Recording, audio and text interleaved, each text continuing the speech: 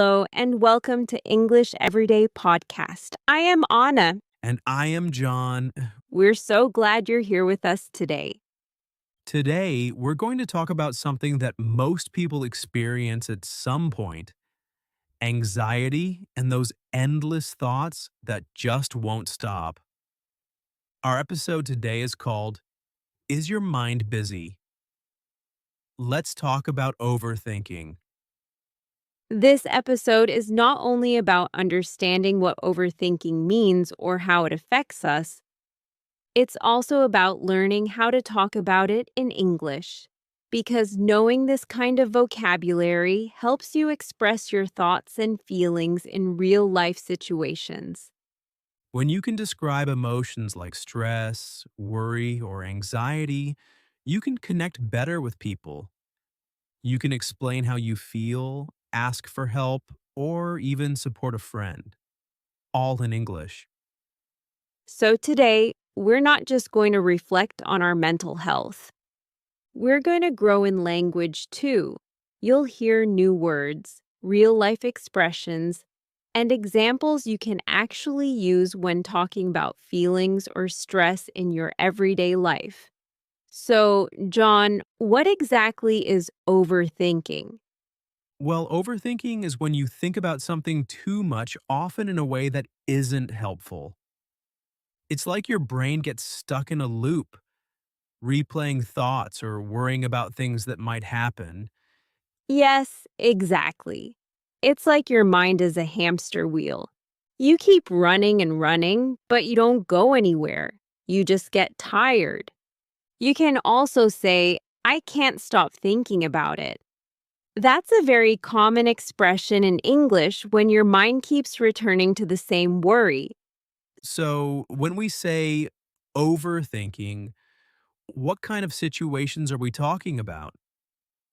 Could you give some real life examples, Anna? Maybe things people often worry or think too much about?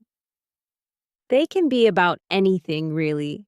You might worry about what other people think of you or replay a conversation and think about what you should have said. Sometimes it's worrying about the future, imagining all the bad things that could happen. Right. And sometimes overthinking can lead to anxiety. Now, anxiety means a feeling of unease, worry, or fear about something that might happen. So you could say, I feel anxious about my future, or I get anxious before exams. That's true. And we often feel like overthinking will help us find a solution, but it usually does the opposite. It makes the problem feel bigger, not smaller. You could say, overthinking doesn't solve the problem, it only makes it worse. That's a good phrase to remember and even to write down in your notebook. That's so true. Sometimes when we're overthinking, we feel like we're being productive, like we're trying to find a solution. But in reality, we're just stuck. Exactly. It's that feeling of being busy but not moving forward. Now, let's talk about some situations where people might overthink. For example, after a social event, you might ask yourself, did I say something wrong? Or what if they didn't like me? Yes, that's a perfect example. In English, you can describe that by saying, I keep replaying the conversation in my head. It means you can't stop thinking about what you said or how others reacted. And when you do that too much, you might feel self conscious. Another useful word. Self conscious means feeling very aware of yourself, maybe embarrassed or unsure. Like, I felt self conscious when everyone was looking at me. Great word, John. And this kind of overthinking can also happen at work or school. You might think, what if I make a mistake? Or what if my idea isn't good enough? Right. Those what if thoughts, in English, we call that catastrophizing. It means imagining the worst case scenario before it even happens. Like saying, what if I fail? Or What if everything goes wrong? That's a great vocabulary word. So we've learned overthinking, anxiety, self conscious, and catastrophizing. All words that describe different levels of worry. Now let's talk about how to deal with it and learn more useful expressions. The first step is awareness, realizing that you're overthinking. You can say, I notice my mind is running too fast, or I'm stuck in my thoughts. That's true. And then try some mindfulness. This word means focusing on the present moment, noticing what you can see, hear, or feel right now. Another good strategy is to take action. In English, we say, don't just think about it, do something. Even a small action helps you break the mental loop. Yes. If you're worried about a presentation, open your slides and change one thing. If you're nervous about an email, just write the first line. That's progress, not perfection. You can also use positive self talk. That means talking kindly to yourself. Instead of, I can't do this, try saying, I'll do my best, and that's enough. I love that. Another helpful expression is let it go. It means stop holding onto the thought. Release it. For example, I can't change the past, so I'll let it go. And finally, remember this phrase focus on what you can control. Because worrying about things you can't change just drains your energy. Perfect. Let's quickly review the main words and expressions we learned today. Overthinking, thinking too much about something. Anxiety, feeling nervous, worried, or uneasy. Self conscious, feeling aware or embarrassed about yourself.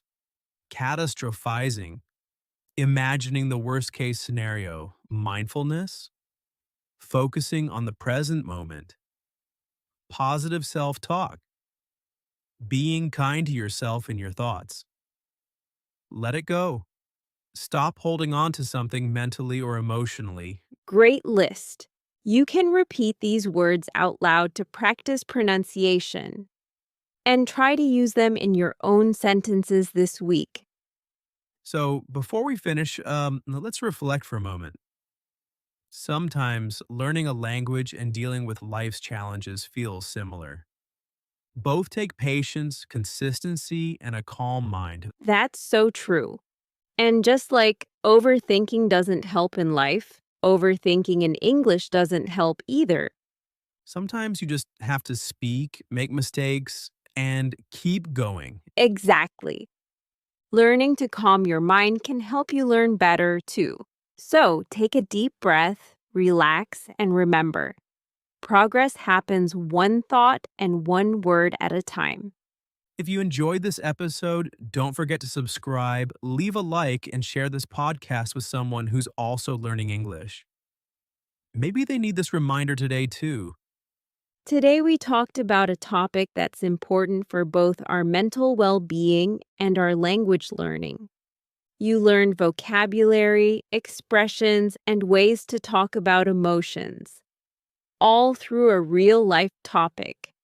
And if you want to go even deeper into this theme, to learn more specific vocabulary for medical situations, or hear how a doctor and patient might talk about anxiety in English, don't miss the new episode of our other podcast series, Medical Let's Talk, hosted by Dr. Jane and Dr. Daniel, and explore this same topic from a healthcare point of view. That's right, John. Great reminder.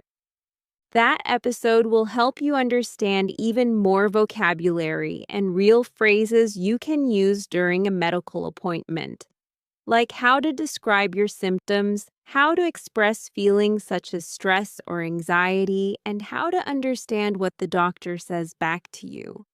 So, make sure to check it out after this episode and keep growing your English step by step.